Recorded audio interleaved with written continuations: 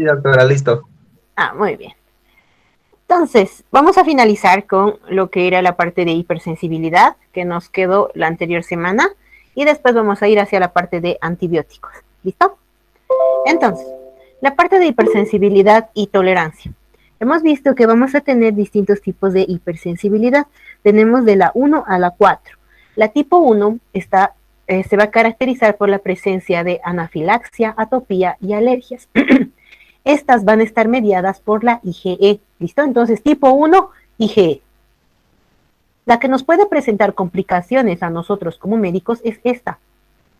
Porque si nosotros vamos a colocar lo que es la penicilina y el paciente nos va a presentar una alergia, incluso podemos llegar a un shock anafiláctico. Y esta respuesta va a estar mediada por la IgE. El tipo 2 está asociado a los anticuerpos. ¿Listo? La IgG y la IgM. La tipo 3 por la formación de inmunocomplejos. En esta va a ser la unión de la IgG más el sistema del complemento. Y la cuarta, o también llamada la demorada o de retraso, se va a caracterizar por la hiperestimulación de lo que van a ser tanto los macrófagos como los linfocitos T. ¿Listo? Entonces, cuando nosotros tengamos una reacción de hipersensibilidad, va a ser cuando la respuesta inmunológica específica, no la adaptativa, la específica, va a ocasionar daños en el propio organismo. Entonces, la hipersensibilidad es una respuesta inmune excesiva frente a lo que van a ser los alérgenos o también llamados como antígenos extraños. ¿Listo? En un inicio, esta respuesta va a ser la normal, la clásica, controlada, algo benéfico para nosotros, pero va a haber un punto en el que se va a descontrolar y nos va a producir un gran daño tisular. ¿Listo? Cuando yo hablo de lo que es la inmunidad adaptativa o específica, ¿de qué células estoy hablando? ¿Qué células participan en esto? Los linfocitos. Ok, entonces muy bien, linfocitos, ¿verdad? Perfecto. Entonces, esta es la respuesta. ¿Recuerdan la imagen de los perritos en la anterior diapositiva? Bueno, en el anterior grupo de diapositivas, el golden y el otro que parecía bien loco y asesino. De esa manera se va a comportar nuestros linfocitos T y nuestros linfocitos B contra nuestro propio cuerpo. Como el perro negro agresivo, de esa manera. Ahora, la hipersensibilidad es una respuesta inmunitaria exagerada que va a llegar a ser dañina para el hospedador. Para que haya la hipersensibilidad necesitamos de sensibilización previa. ¿Qué significa? La primera vez que me van a colocar el medicamento o que voy a tomar el comprimido o lo que sea, mi cuerpo lo va a reconocer y lo va a reconocer como que va a ser un alérgeno. ¿Listo? Pero no va a reaccionar la primera vez. La segunda vez, gracias a la memoria, va a tener una reacción más exagerada. ¿Listo? Entonces, la primera vez no lo olviden, no pasa nada, mi cuerpo lo está conociendo. La segunda vez, ahí es donde vamos a tener la hipersensibilidad. Entonces, hemos dicho que son de 4 tipos, ¿verdad? De la 1 a la 3 asociado por lo que son los anticuerpos y la tipo 4 asociado a los linfocitos B. Perdón, a los linfocitos T. Vamos a hablar de la tipo 1 o la hipersensibilidad inmediata, también conocida como la alergia. Esto va a estar asociada a la IgE. ¿Listo? Puede ser sistémica y localizada. Cuando es sistémica podemos hablar de un shock anafiláctico. Por ejemplo, viene un paciente, tiene una faringoamigdalitis y yo le receto una penicilina benzatínica. ¿Listo? Le coloco, no le hago la prueba de sensibilidad, le coloco el inyectable, el paciente se está yendo y me reacciona o me desarrolla una hipersensibilidad inmediata. Entonces el paciente se va a desplomar y va a empezar a tener todos los cuadros de un shock anafiláctico. ¿Listo?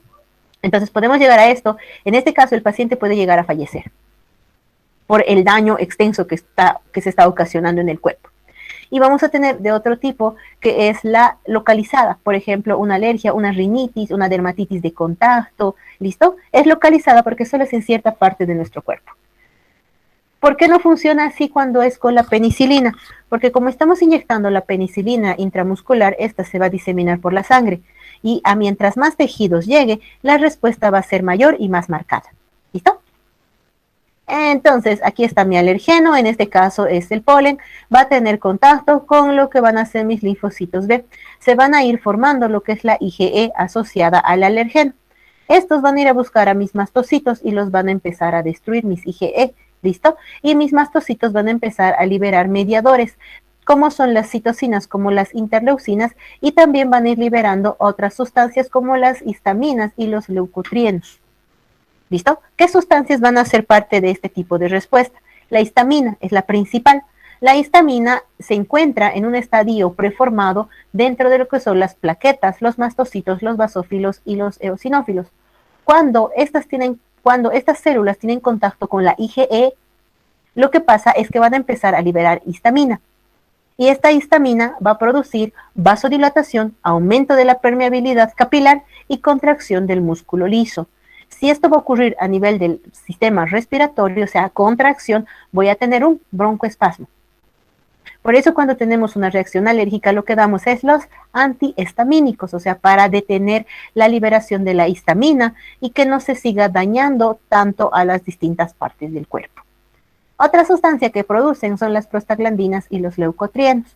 Estos son mediadores que vienen del ciclo del ácido araquidónico y se forman a través de la ciclooxigenasa. Estas están asociadas a lo que es el proceso de la inflamación, también al edema y el broncoespasmo. Al igual que la histamina, van a producir vasodilatación y aumento de la permeabilidad vascular. ¿Listo? Entonces, aquí también van a intervenir lo que es el factor de necrosis tumoral alfa y la interleucina 4 para estimular una mayor formación de tanto las prostaglandinas como leucotrienos. ¿Listo? Para que yo tenga este tipo de reacciones, necesito el factor genético predisponente. O sea, es algo en mis genes que me dicen que cuando mi IgE tenga contacto con algo desconocido, se puede hiperestimular. Por eso hay familias enteras que tienen enfermedades como la enfermedad del heno, el asma, eczema, urticarias. Entonces, estas alergias son familiares. Necesitan el antecedente familiar. ¿Listo? Entonces, hemos dicho, vamos a ir de cosas muy débiles o localizadas a cosas muy serias y generalizadas, como es la reacción anafiláctica o el shock anafiláctico. ¿Listo? Esto puede terminar con la muerte del paciente por una liberación exagerada de lo que van a ser las citocinas, la histamina, las prostaglandinas, los leucotrienos, y vamos a tener un fallo circulatorio. El que va a estar asociado, bueno, el anticuerpo que va a estar asociado a esto es la IgE. Es la reacción más común cuando nosotros colocamos penicilina intramuscular. El paciente les va a referir hinchazón o aumento de volumen en lo que va a ser ojos, nariz y boca, acompañado de dificultad respiratorias y sibilancias. Sibilancias es cuando nosotros respiramos y hay como un silbido, es como un... significa que la tráquea se está contrayendo, los bronquios también, estoy teniendo un broncoespasmo. Entonces, cada vez que yo inspiro, el meter aire hacia mis bronquios va a costar más. Entonces va a sonar como un silbido, por eso se llama sibilancia. ¿Listo? Después va a venir con dolor abdominal, náuseas, vómitos por la desesperación de no poder ingresar el aire. Vamos a tener una sensación de obstrucción en la garganta y una taquicardia. ¿Tienen alguna duda de la hipersensibilidad tipo 1?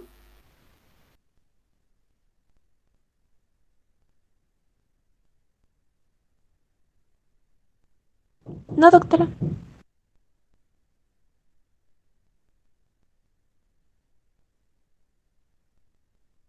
¿Todo bien? Sí, ¿Sí? doctora, todo bien. Ok.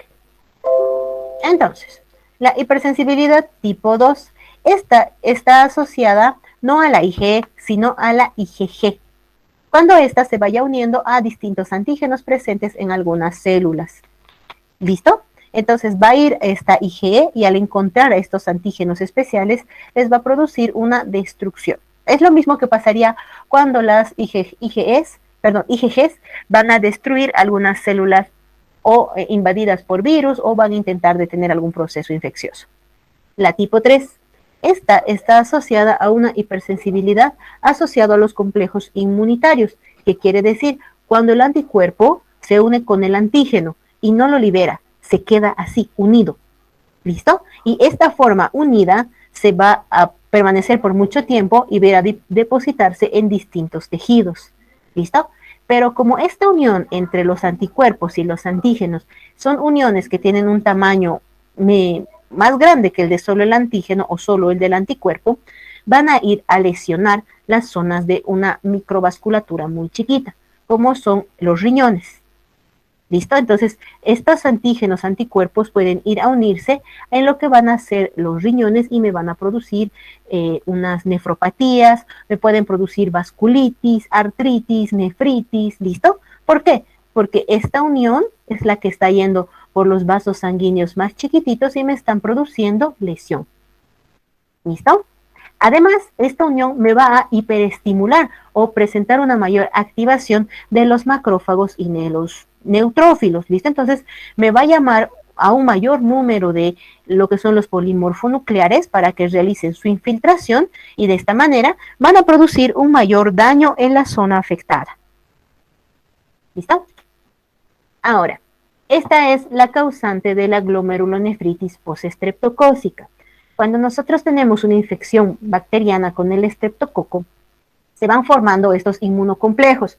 Se los llama así, porque son los anticuerpos más el antígeno, por eso están conformando un inmunocomplejo. ¿Listo? Cuando nosotros tenemos una infección por el estreptococo, se forman estos inmunocomplejos y van a detenerse a lo que van a hacer, como les decía, hacia el riñón y me va a producir una glomerulonefritis postestreptocócica aguda. No es a causa de la bacteria, son nuestros anticuerpos que por haberse unido de esta manera están produciendo daño o lesión. ¿Listo? Esto también puede ser más y bueno, puede tener una mayor reacción si se activa el sistema del complemento. Si el sistema del complemento se activa de la misma manera, entonces me van a producir un daño mucho más marcado. La tipo 4. Esta es la única que está mediada por lo que son las células, ¿listo? Por los linfocitos T. Estos linfocitos T me van a empezar a liberar muchas citoquinas, en especial el interferón gamma y la interleucina 2. Además, me van a activar un mayor número de macrófagos. Esta no ocurre inmediatamente después de tener contacto con el alergeno. Las otras sí, esta no, por eso esta es tardía. ¿Listo? Puede ocurrir incluso 2 a 3 días después de haber tenido contacto con el antígeno. Entonces, aquí podemos mencionar a lo que es la dermatitis de contacto. Esta es una hipersensibilidad que se tiene en la piel después de la sensibilización.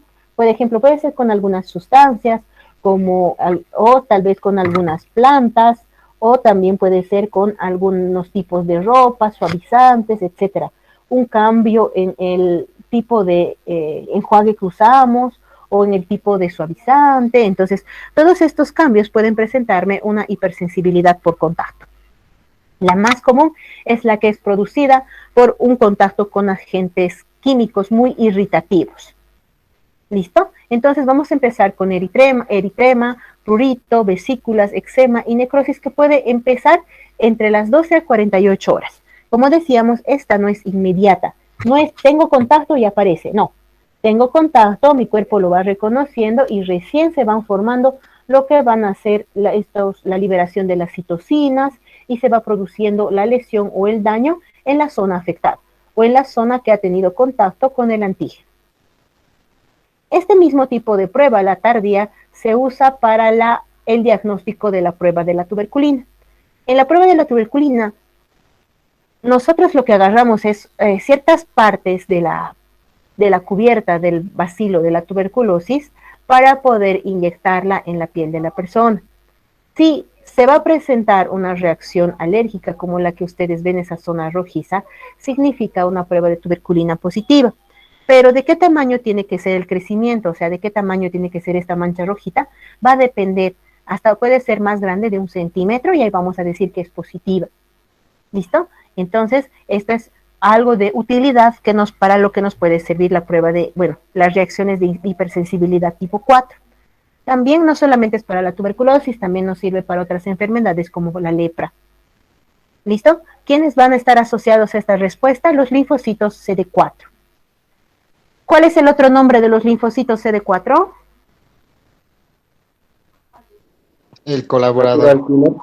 Muy bien, los colaboradores. Entonces, van a ser los colaboradores los que van a ir a rodear la zona donde yo he colocado lo que es mis proteínas de cubierta del bacilo de la tuberculosis para poder formar esa zona rojiza.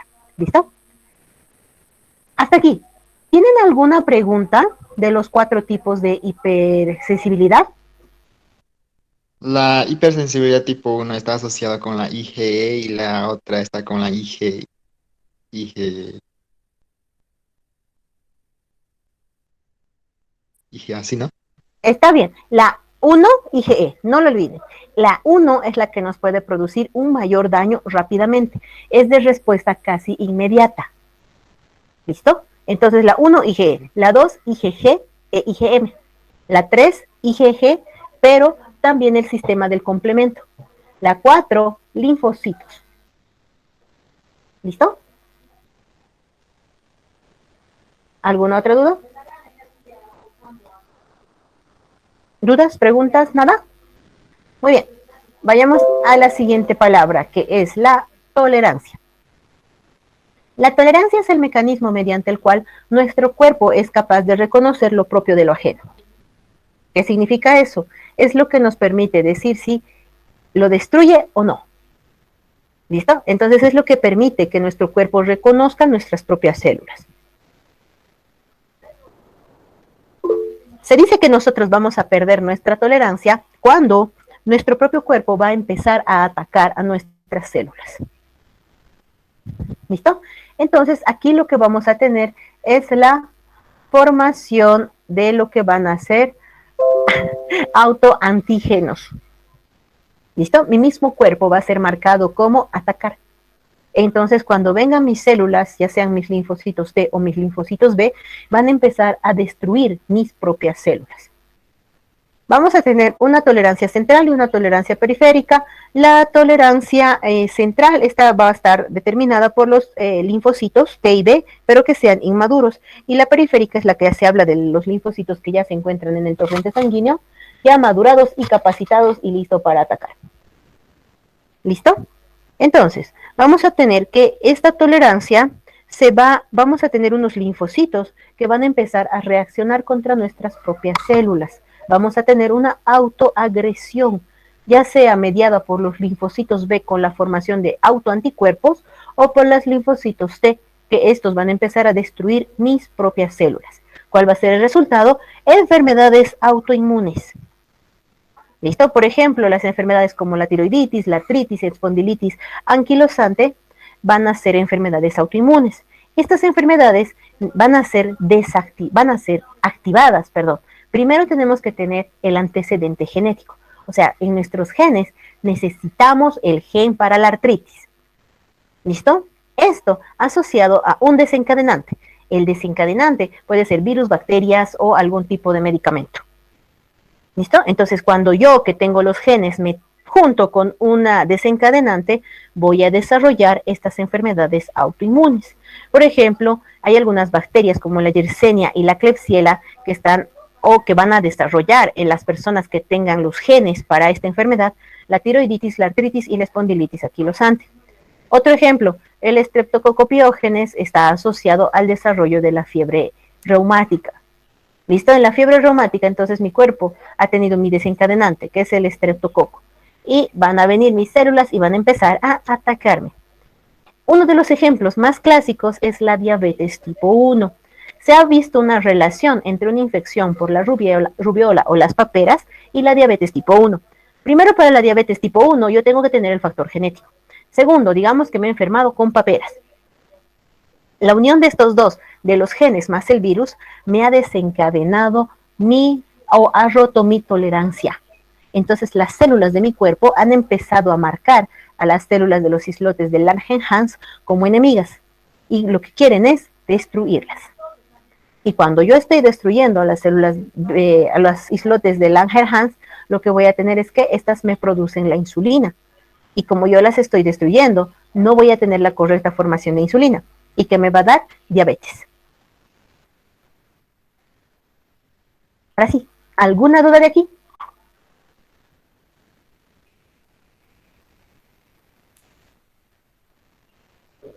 Ay, ¿Dudas?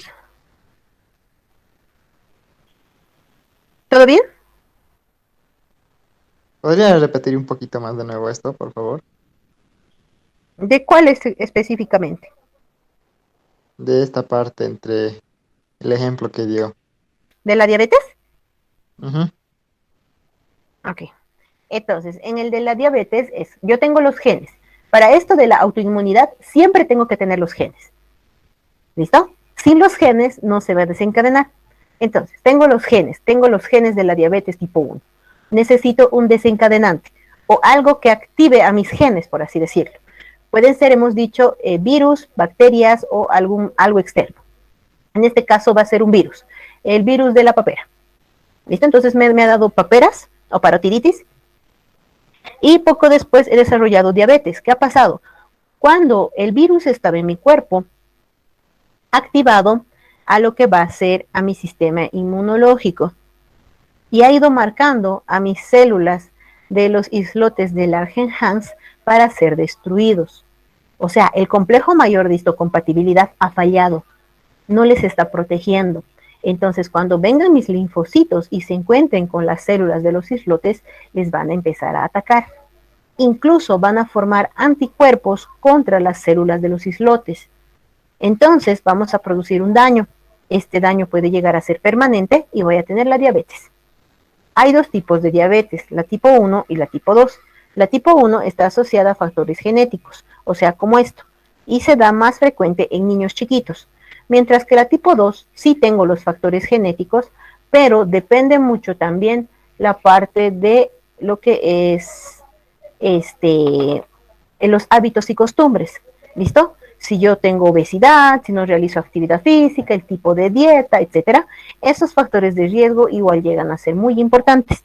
La diabetes tipo 2 es la que les da a los adultos, mientras que la diabetes tipo 1 les da a los niños.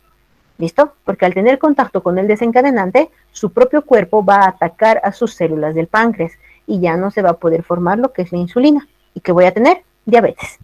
¿Ahora sí?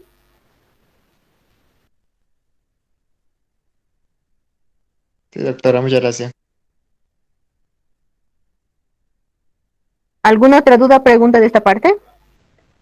Doctora, sí, disculpe, el tipo 2 ¿cómo era? No logro entenderlo muy bien. Aquí. El diabetes tipo 2. Entonces, la diabetes tipo 2 es la que sí tengo el factor genético, pero no va a haber un desencadenante tan simple como un virus, sino va a ser la consecuencia de mis hábitos alimentarios y mis hábitos de vida. Por ejemplo, vamos a tener que una obesidad, sedentarismo, alteraciones en, bueno, un alcoholismo, el consumo de cigarrillos, etcétera. ¿Listo? Entonces tengo los genes, pero tengo que sumar otros factores de riesgo, generalmente nutricionales. Y recién voy a tener la diabetes tipo 2. Mientras que la tipo 1 no es así. Yo he nacido, he tenido contacto con un desencadenante y mi cuerpo ha empezado a atacar a mi páncreas. Yo puedo ser delgado, atlético, todo, ser un niño chiquito bien así, que hace actividades, natación, fútbol, etcétera, todo bien. Pero como yo tenía los genes más el desencadenante, he desarrollado la enfermedad muchas veces antes de los 10 años de vida. Mientras que la diabetes tipo 2, como depende de mis hábitos alimentarios, tengo harto tiempo para poder arruinarlo. Entonces va a desencadenarse entre los 40 y 45 años. Ahora sí. Ah, ya, doctor, o sea que el tipo 1 se desencadena sí o sí, podríamos decirle. En cambio, el 2 necesita influencia del ambiente. Sí. Ah, ya, doctora, gracias. Y de nuestras decisiones también, ¿verdad? Ujú. También va a depender de nuestras decisiones. ¿Alguna otra pregunta de esta parte? No, ¿No? doctora, está todo claro. Aquí. Entonces, deficiencias. Ahora hemos visto qué pasa si se aloca lo que es mi sistema inmunológico, hemos visto qué pasa si me ataca, en qué momento se va a hiperestimular. Ahora veamos en qué momento va a fallar. Entonces, vamos a hablar de inmunodeficiencias. Pueden ser primarias o secundarias. Primarias asociado a un origen genético, secundarias desencadenadas por otros factores como enfermedades, virus, cáncer, etcétera. ¿Listo? Inmunodeficiencia, tu sistema inmunológico no puede defenderte. Entonces, la primaria está asociada a factores genéticos, por ejemplo, alteraciones en las formaciones de tus linfocitos T o tus linfocitos B, que no tengas las proteínas del sistema del complemento, o alguna alteración con tus macrófagos, alteraciones en la formación de los neutrófilos, o sea, es algo genético. Nada lo va a desencadenar, está en tu cuerpo. Mientras que como por ejemplo la enfermedad granulomatosa crónica, en la cual va a haber fallas en la formación de los linfocitos T, los linfocitos B y las células fagocíticas. Las secundarias, como su nombre les indica, está asociada a infecciones, cáncer y fármacos. ¿Listo? Algunas características, por ejemplo, como la malnutrición, infecciones como el VIH, el estrés, la edad, los extremos de la vida, muy chiquitos o adultos mayores, cirugías, drogas inmunosupresoras, pueden producir un daño a nivel del sistema inmunológico. ¿Listo? Este daño me va a llevar a una inmunodeficiencia. Como mi sistema inmunológico no está listo y preparado para poder defenderme, voy a tener dos cosas: infecciones o tumores. Con la parte de infecciones se entiende, ¿verdad? No tengo linfocitos, no tengo macrófagos, no tengo polimorfonucleares, entonces es más fácil que el agente agresor venga y me ataque. Tumores. Ahora, con lo de los tumores es lo del huevo y la gallina. ¿Por qué? Porque primero, hemos dicho, los linfocitos TCD8 van a ir a encontrar a mis células tumorales. ¿Y qué les van a hacer? Las van a eliminar, ¿verdad? Ahora, cuando el cáncer ya ha empezado, esta enfermedad va a ir a atacar a mis linfocitos. ¿Listo? Mis linfocitos no van a ser lo suficientemente fuertes como para destruir a las células cancerígenas. Entonces, mis células tumorales van a ir aumentando y mis linfocitos van a ir cayendo. ¿Listo? En un inicio ha sido simplemente porque mis linfocitos no las han podido detectar a tiempo. Hasta que han empezado a reproducirse mucho y ya mis linfocitos ya las han encontrado, las han intentado atacar, pero el tumor era tan grande que ya de nada ha servido su ataque. ¿Se entiende esta parte? Los linfocitos caen para que las células tumorales crezcan. Sí. Porque si tus linfocitos estarían en un buen estado, Alexandra, lo primero que harían es intentar detener la progresión de la enfermedad. Es como que harían un circulito y es: no avanzarás, te vamos a detener, no te vas a reproducir. Pero cuando el tumor es muy grande, ya tus linfocitos no pueden atacarlo. Es más, tus linfocitos van a ir muriendo porque el tumor va a ir creciendo. Entonces vamos a romper el equilibrio y vas a tener una inmunosupresión. Doctora, ¿lo mismo pasa con el VIH? Sí. En un inicio el VIH es tan inteligente que empieza a esconderse al interior de los CD4. ¿Listo? Entonces se esconde, empieza a reproducirse muy lentamente, escondido al interior del CD4. Cuando el linfocito T, CD8 o citotóxico, viene y lo mira y dice: es un CD4, no pasa nada. Pero cuando empiezan a liberarse las partículas virales, es en este momento cuando lo que pasa es que, sí, justo la lluvia empezó. En este momento es cuando se liberan las partículas virales y nuestros linfocitos ya no van a poder reaccionar. Y vamos a tener un punto en el cual los linfocitos van a ser más bajos que las partículas virales. ¿Listo? ¿Se entiende? Entonces, lo que quiere decir que se aumenta la carga viral. Aumenta la carga viral y disminuye el número de linfocitos.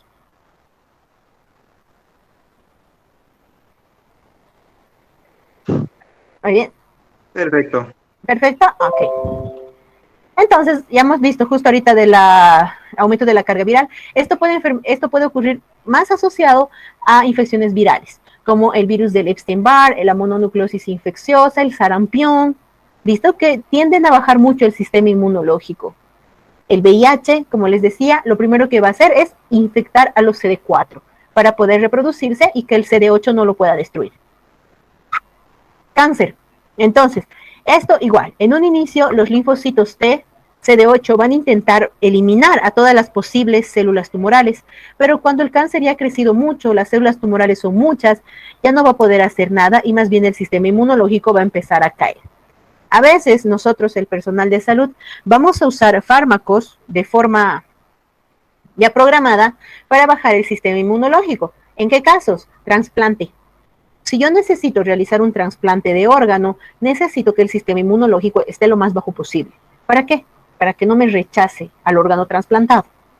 Para eso voy a usar los inmunosupresores, como la ciclofosfamida, el misefolato, el metrotexato, el tacrólimo. ¿Listo? Todos estos, su función es alterar al sistema inmunológico y hacer que los linfocitos sean mucho más débiles y no puedan reaccionar. ¿Lista?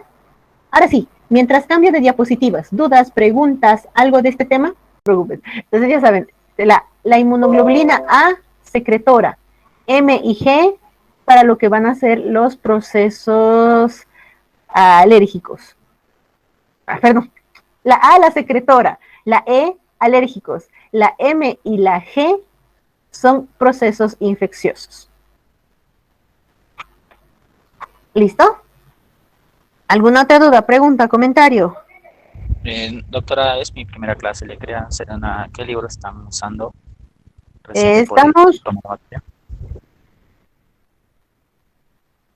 Estamos usando el libro de microbiología de Dawetz y también estamos usando el libro de inmunología de lo que es la parte de Sheris, los dos, Dawetz y Sheris. ¿Listo? Pero el que más usamos, el que es la base, es el de Dawetz. ¿Estás en el grupo de WhatsApp? No, doctora, es mi primera clase. Ok. Te mando el link y también decirte que para la siguiente semana nos tienes que presentar, bueno, me tienes que presentar un resumen de inmunología para que estés al día con los trabajos porque tus compañeros también lo han presentado. ¿Listo? Ok, doctor, gracias. Gracias. Ahorita te envío el link. Dicen, buenas tardes, yo también recién hice mi toma de materias, por favor, si me podría mandar el link de WhatsApp, por favor. Y también me vas a presentar tu resumen, por favor. El tema es inmunología, inmunidad innata, inmunidad adaptativa y el sistema del complemento, que es parte de la innata. Aquí tienen el link del grupo de WhatsApp. Por favor, su trabajo en menos de 5 hojas y me lo envían como mensaje privado a mi número. Soy la moderadora del grupo. Ya está bien, gracias. Okay. ¿Qué más? Oh, sobre la inmunoglobulina D. La inmunoglobulina D sí existe, pero ni la vamos a mencionar porque ni nos sirve de mucho. ¿Listo? Pero para conocimiento sí existe, pero no la utilizamos. Bueno, sí la utilizamos, ¿no? Pero no al igual que las otras. En infecciones, M y G. M aguda, G crónica. Alergias, E. Y secretora, la A. ¿Cuántas inmunoglobulinas tienen que conocer? 4. M, G, A, E. ¿Ok?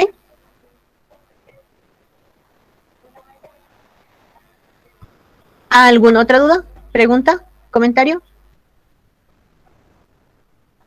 A la 1, a las 2, 3. Listo. Vamos al siguiente tema. Estas diapositivas están muy didácticas, pero no sé por qué desde esta mañana no he podido reproducirlas para que ustedes las puedan ver de forma correcta. Se las voy a enviar y ustedes sí las van a compartir, por favor, en toda su pantalla para poder verlas. Muchas de las diapositivas se mueven solas. ¿Listo?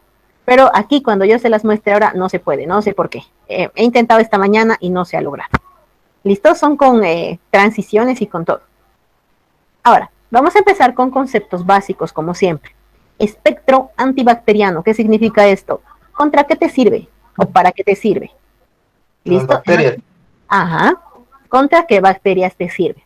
Hay muchos que hacen este cuadrito, este triangulito, perdón, con lo que respecta al espectro antimicrobiano, teniendo que contra las positivas son la cloxacilina, la vancomicina, la daptomicina, cefalosporinas de primera, negativos, aminoglucósidos, cefalosporinas de tercera, anaerobios, lo que son los metroimidazoles, gram positivo, anaerobio, clindamicina, gram negativo, anaerobio, la pipercilina.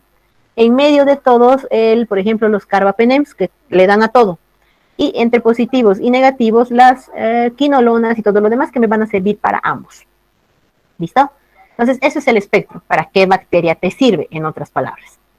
Hablamos de amplio espectro cuando me sirve contra positivas y negativas.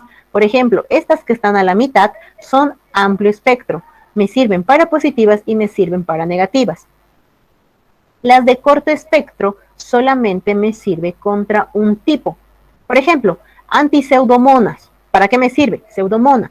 Antiestafilocócica. ¿Para qué me sirve? Estafilococo. ¿Me sirve para lo demás? No muy bien. Solo es un antibiótico, pero tal vez no te sirve. ¿Listo? 2 nombres. Bacteriostático, bactericida. Bacteriostático, detiene el crecimiento. La bacteria está creciendo, reproduciéndose, viene el bacteriostático y detiene este proceso. ¿Listo? El bacteriostático no lo mata.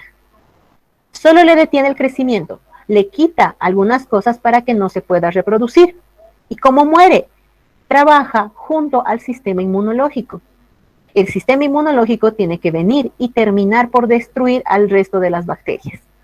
¿Listo? Bactericida. El bactericida destruye a la bacteria. Ahora, pregunta. En un inmunocomprometido, ¿qué voy a usar? ¿Bactericida o bacteriostático?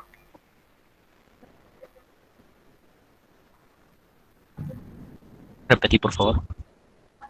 En un paciente con inmunocomprometido, ¿qué voy a usar? ¿Bactericida o bacteriostático?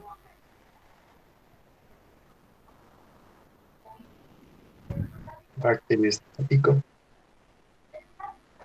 ¿Qué hemos dicho? ¿El bacteriostático lo mata? No. Sería un bactericida, doctora. Bactericida. Muy bien. ¿Qué hemos dicho? El bacteriostático solo evita que se reproduzca. ¿Quién viene para eliminar a la bacteria? Bactericida. El bactericida. Muy bien. Entonces, el bacteriostático no va a poder eliminarlo solo. Lo que hace es detener su crecimiento para que venga el sistema inmunológico y lo elimine. ¿Listo? Entonces, en una persona que tiene sus defensas bajas, no sirve usar un bacteriostático, porque ¿quién lo va a eliminar? El sistema inmunológico no está funcionando, en otras palabras. ¿Se entiende? Pero no, pues si sus defensas están bajas, sería mejor ponerle bactericida. Por eso, ustedes no pueden usar bacteriostáticos en inmunocomprometidos. Sí, ¿Ahora sí se entiende por qué? sí. Es que usted dijo bacteriostático. No. Ya. Continuamos. Está bien, entiendo. Doctora, ¿puedes explicar de nuevo, por favor? Ok. Entonces, hemos dicho, el bacteriostático no mata a la bacteria. El antibiótico bacteriostático no la mata, solamente evita que se reproduzca. ¿Para qué? Para que venga el sistema inmunológico y mate a la bacteria. Es un trabajo conjunto entre el antibiótico y el sistema inmunológico. Doctora, una enfermedad donde Dime. actúa el bacteriostático, ¿Ya? ¿cuál sería? Por ejemplo, No, ¿cuál sería? en la artritis, en una artritis donde el sistema inmunológico está comprometido, yo no puedo darle un bacteriostático. En un paciente con cáncer no le puedo dar bacteriostático. A un paciente con VIH, ¿le puedo dar un bacteriostático? No. Más que nada para disminuir, más que nada su, como dicen, ¿no? Su carga viral, que las bacterias se reproduzcan, pues, pero no significa que le va a curar. No, es que ¿sabes cuál es el asunto? Que yo si te doy un bacteriostático, no te estoy eliminando a la bacteria. No, claro, solamente lo estás controlando Sí, o reduciendo la bacteria. ajá. Pero la bacteria va a seguir ahí. Y si tú tienes Mientras VIH, que, por ejemplo, en una neumonía sí sería un bactericida, sí. como una cefalosporina. Sí, una cefalosporina o una penicilina. ¿Listo? ¿Por qué? Porque, ejemplo, si digamos, tenemos VIH, mi sistema inmunológico está comprometido. No tengo células de defensa. Bueno, sí tengo, pero están débiles. Si me das yo tengo una infección, tengo una neumonía, y me das un bacteriostático, no vas a tener ningún efecto. ¿Por qué? Porque sí, me vas a detener la replicación, pero no tengo un sistema inmunológico que venga y me elimine a la bacteria, porque tengo VIH, mi sistema inmunológico no sirve. En estos pacientes tengo que usar bactericidas. Ahora sí, ¿se entiende esta parte? Sí, Ok. sería más eficaz entonces utilizar bactericida en todas las enfermedades para matar Eh, más rápido. no necesariamente. También que trabajen, ¿no? Los linfocitos. No, no es por eso, sino que hay algunos bacteriostáticos que son muy buenos, que Ok, tienen un efecto más rápido que los bactericidas. ya. ¿Listo? Por eso entonces, solamente en inmunocomprometidos no den esto. Resumen. Combinaciones. A veces vamos a dar antibióticos combinados. Puede ser para ampliar su espectro, o sea, para que me sirva contra más bacterias, en otras palabras, o para prevenir la resistencia, o para mejorar su fuerza. ¿Listo? A eso se refiere con destructor sinérgico. La sinergia significa dos antibióticos que funcionan juntos y me mejoran el resultado. Por ejemplo, el sulfametoxazol trimetropin. Ambos son antibióticos, ¿listo? Y juntos me van a producir un mejor resultado. Antagonismo. Si yo no sé lo que estoy haciendo, voy a elegir a veces dos antibióticos que actúen sobre el mismo receptor o dos antibióticos que uno inhiba al otro. Entonces, en el antagonismo antibiótico, yo estoy dando dos antibióticos, pero no se están sumando. Uno está peleando con el otro y no tengo buenos resultados. Entonces, no es dar antibióticos porque sí. Punto, voy a dar dos para que tenga mejor resultado. No. Tienes que saber cuáles estás mezclando, porque si mezclas mal, no vas a tener resultados. Entonces, esta es la replicación de las bacterias, ¿verdad? Te hemos dicho, cuando empiezan a crecer, tienen un crecimiento exponencial. Aquí vienen, vean, este de color anaranjadito, esta raya es del bacteriostático. ¿Han visto? La ha detenido y ha empezado a detener su replicación. ¿La va a eliminar? No. Necesita del sistema inmunológico para que le elimine. Vean del bactericida. Le he dado y he empezado a matarlas. Entonces, ¿quiénes van a necesitar bactericidas? Los pacientes inmunocomprometidos. Otros dos términos, concentración mínima inhibitoria y concentración mínima bactericida. La mínima inhibitoria es la cantidad de antibiótico que yo necesito para detener la replicación viral. Y la concentración mínima bactericida es cuánto de antibiótico yo necesito para eliminar al 99.9% de la población bacteriana. Si yo voy a dar dosis inferiores a la concentración mínima inhibitoria, lo que va a pasar es que tengo un mayor riesgo de generar resistencia. El antibiograma, ustedes saben que cuando no tengo un efecto o reacciones en lo que va a ser mi sistema, en mi tratamiento, o sea, mis pacientes van a seguir presentando sintomatología, tengo que hacer el antibiograma para ver si mis medicamentos son sensibles o ya son resistentes. Bueno, si mis bacterias son sensibles o si ya han generado resistencia. Ahora, según el mecanismo de acción, vamos a tener distintos tipos de antibiótico. Por ejemplo, algunos que van a actuar a nivel de síntesis de la pared de las bacterias. La pared de la bacteria, ¿por qué cosa está conformada? ¿Por qué se conforma la pared de la bacteria? ¿Cómo? ¿Cuáles son los componentes de la pared bacteriana? Ah, pues ¿cómo se dice esto? Popoli, tipo, no,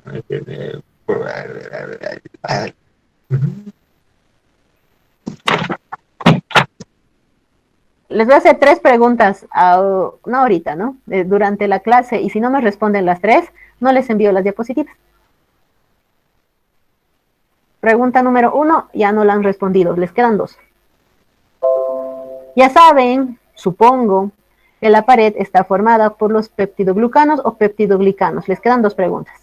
Entonces, ¿qué antibióticos van a actuar a este nivel? Las vancomicinas, las vancitracinas, la penicilina y las cefalosporinas, las más importantes. Hay otras que van a actuar a nivel de la síntesis del ácido fólico, como son el sulfametoxazol trimetropin. Hay otros que van a actuar a nivel de la membrana interna, como ser la polimixina.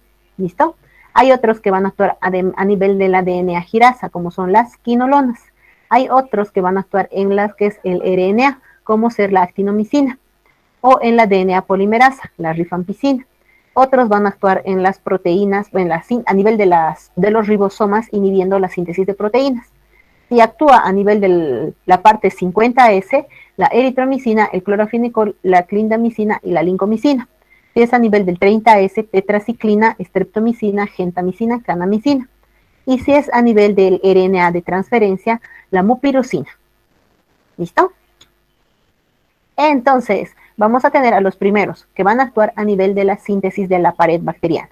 Aquí tenemos a los beta-lactámicos. Dentro de los beta-lactámicos tengo a la penicilina, cefalosporina y carbapenems. Estas van a impedir que la bacteria forme los peptidoglucanos. ¿Listo? Entonces inhiben la síntesis de los peptidoglucanos. Mecanismo de acción de la penicilina, inhibición de la formación de lo que son los peptidoglucanos. Como no se está formando los componentes de la pared, la bacteria se va a destruir. La síntesis del ácido fólico. La bacteria va a usar el ácido fólico para poder sintetizar su DNA, o sea, su material genético.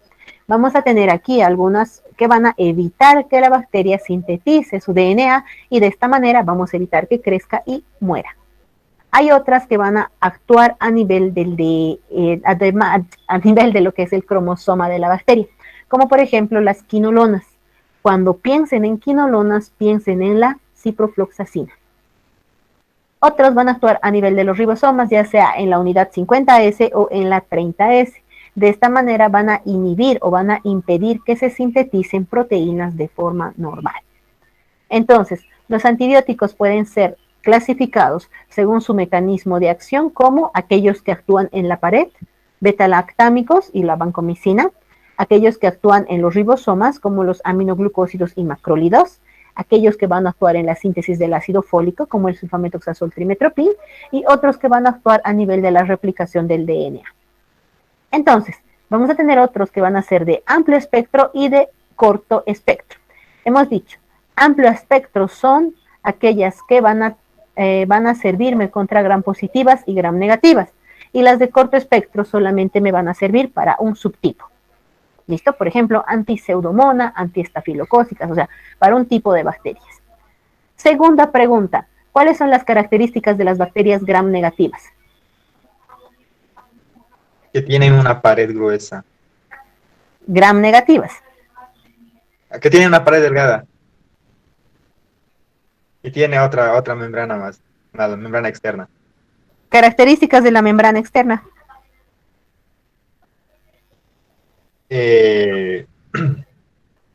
Tienen lo que son los lípidos A.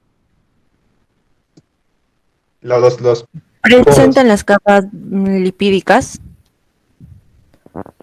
Solo contienen gran negativas.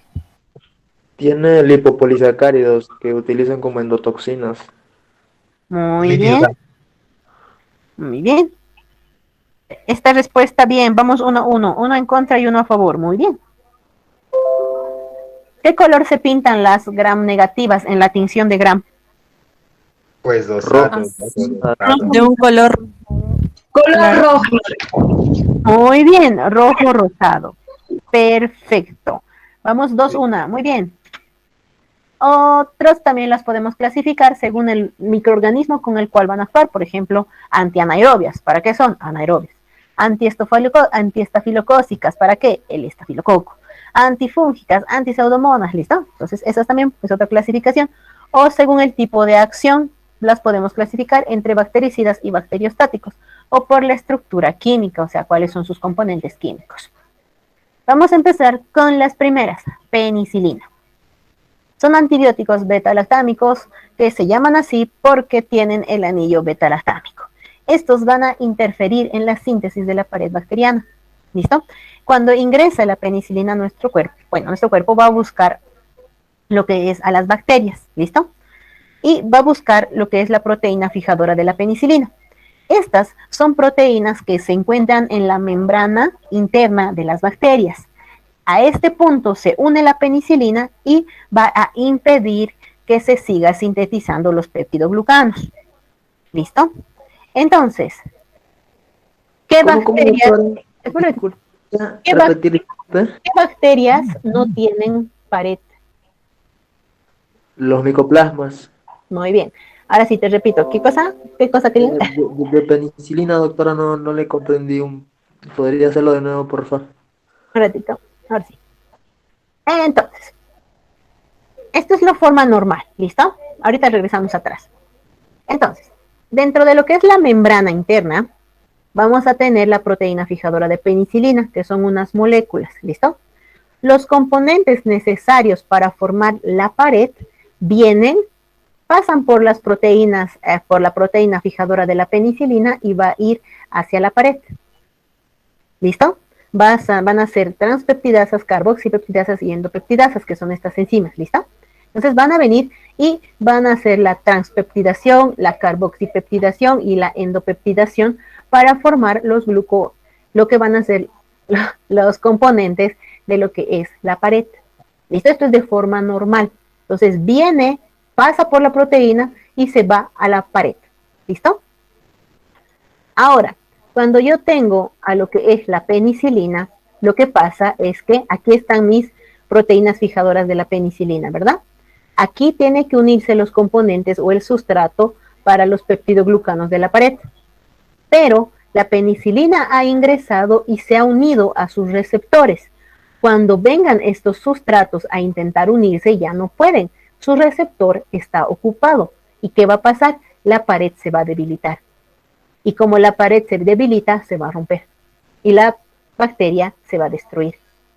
Cuando la penicilina se une a la proteína fijadora de penicilina, además va a activar la secreción de lo que son algunas autolisinas, que me van a ayudar a que la bacteria se destruya más rápidamente.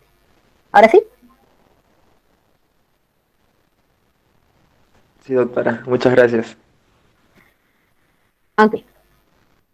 Entonces, lo que van a hacer estas penicilinas es inhibir o interferir en la síntesis de la pared bacteriana.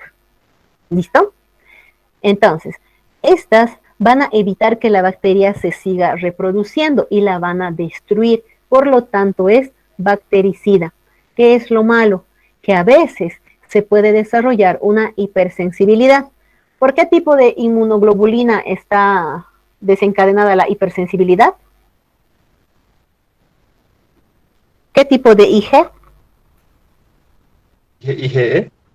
Muy bien, IgE. Entonces, gracias a la IgE vamos a poder desarrollar un shock anafiláctico a causa de la penicilina. ¿Listo?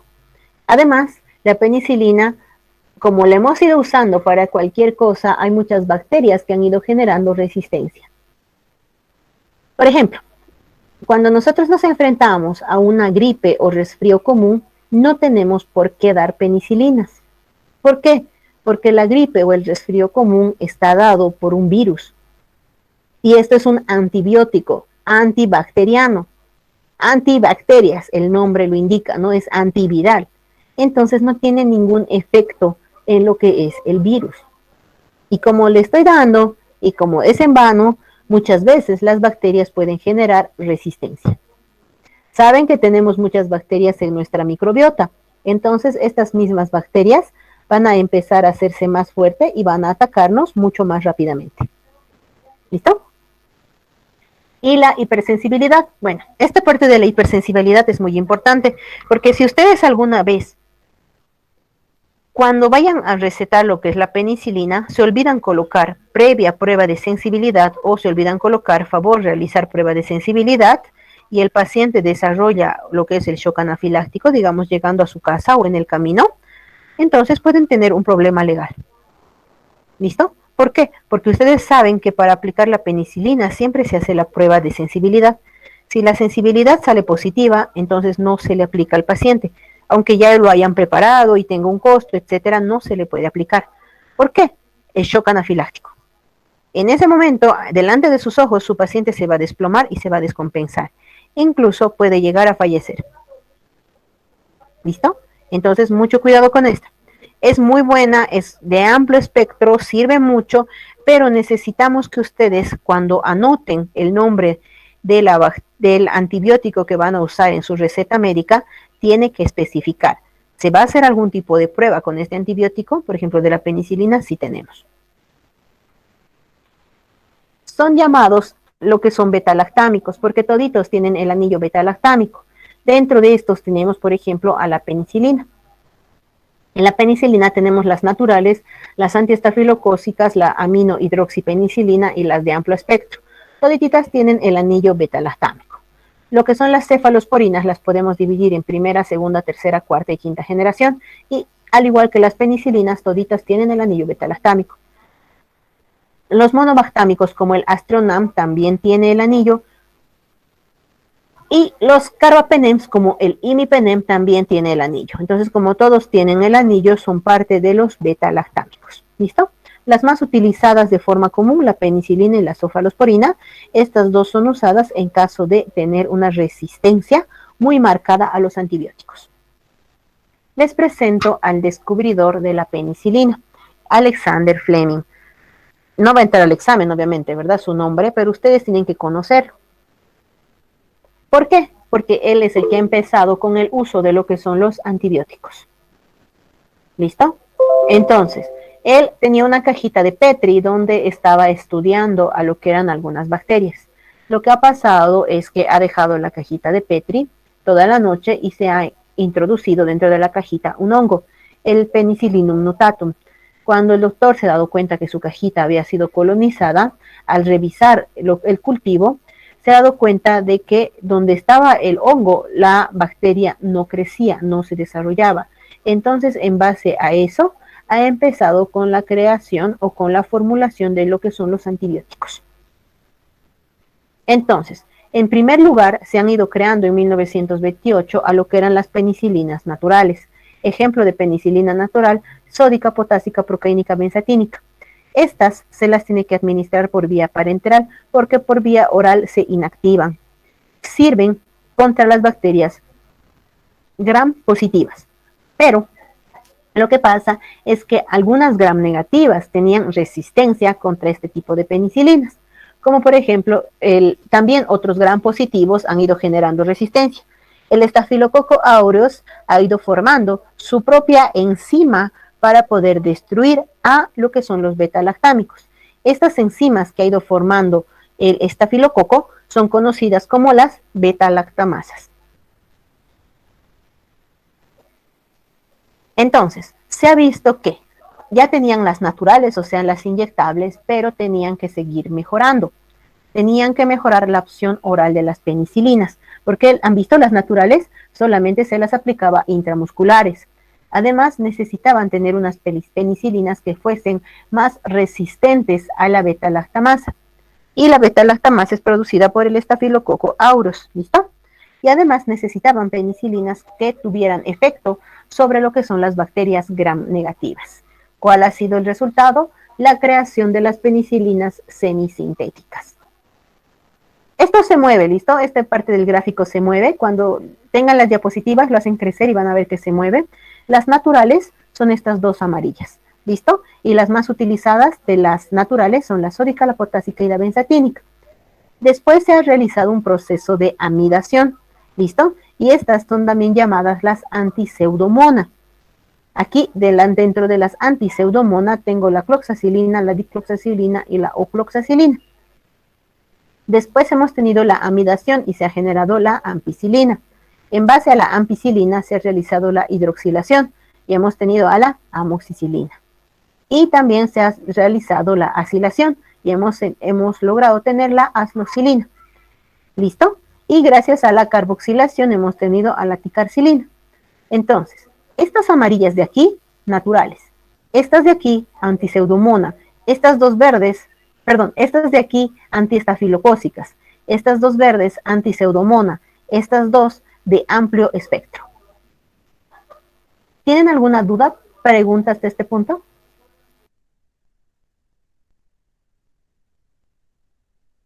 Está bien, doctora. ¿Vamos bien? Doctora, una pregunta. Dime.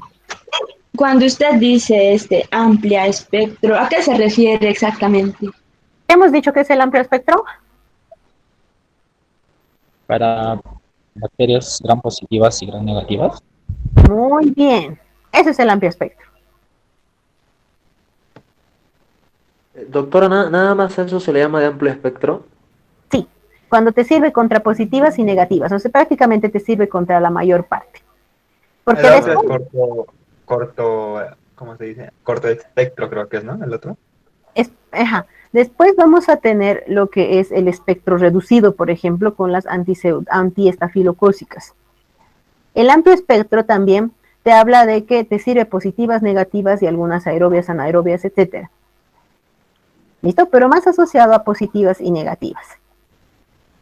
Por ejemplo, lo que está en azul es de espectro reducido, porque solamente me sirve para el estafilococo. Ya, doctora, le consultaba porque una vez fui al doctor y me recetó así pastillas de amplio espectro y yo le pregunté para qué era, o sea, por qué era de amplio espectro y me dijo que era porque el medicamento como tal duraba un largo tiempo, precisamente para eliminar a las bacterias. Por eso era de amplio espectro, o sea, de amplio tiempo. No, eso es, hay otro término que se usa para eso.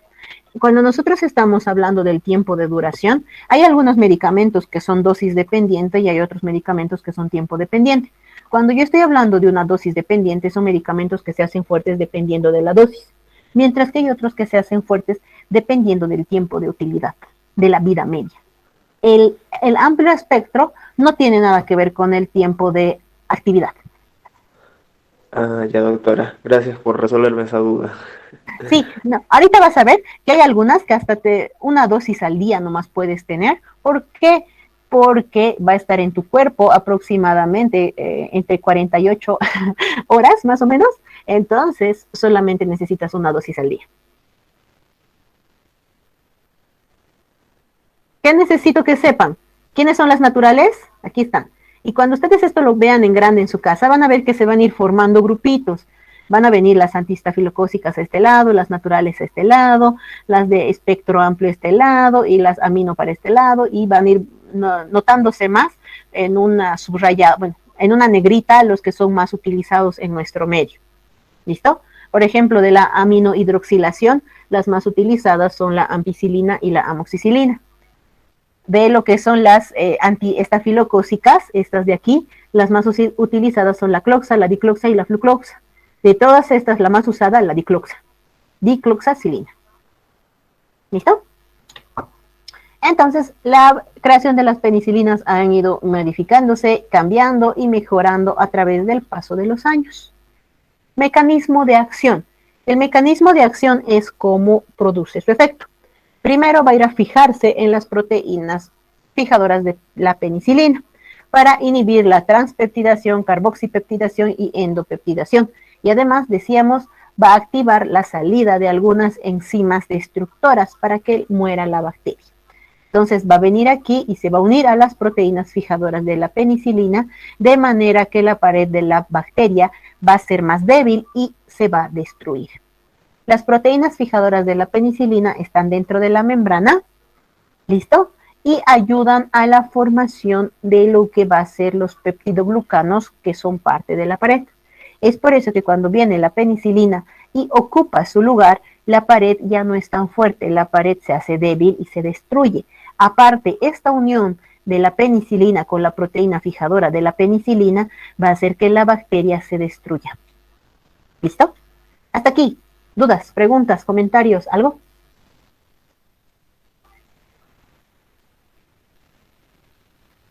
¿No? Ok. Entonces, pero la bacteria se va a dejar, va a dejar que yo la ataque de esta manera sin presentar resistencia, que hemos aprendido en todo este tiempo que no. Que muchas de las bacterias van a intentar pelear para poder sobrevivir.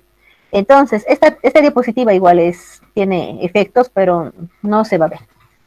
Entonces, tenemos que ingresa la penicilina y la bacteria ha empezado a formar beta-lactamasas.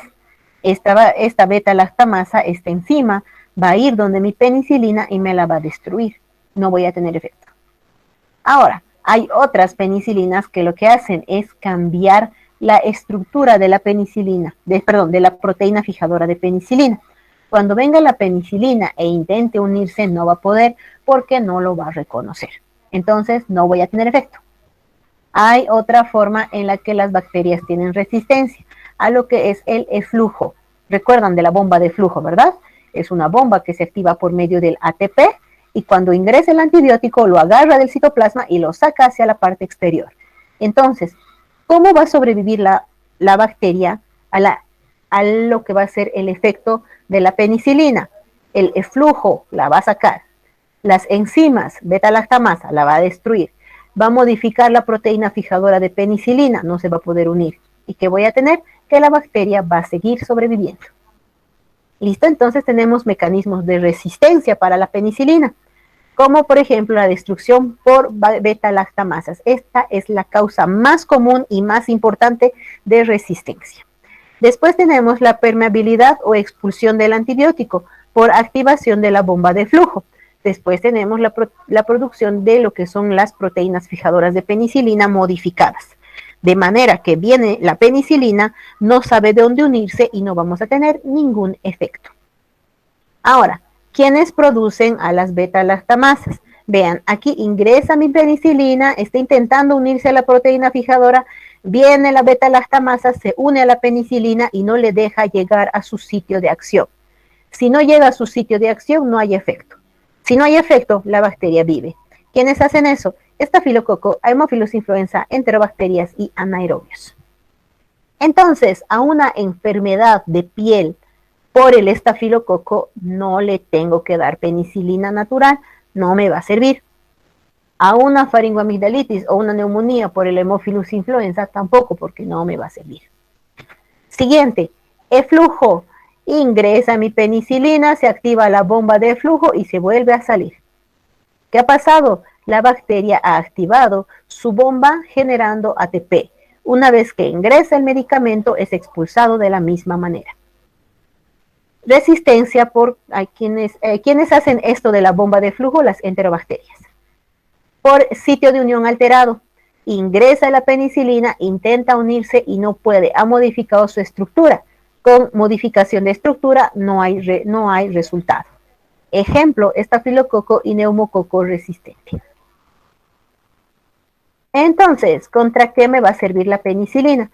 Puedo usar la penicilina contra gram positivos aerobios, como el estreptococo, el neumococo, Bacillus cereus y Corynebacterium. ¿Quiénes me sirven? Las naturales me sirven, las aminopenicilinas me sirven, las antiseudomonas.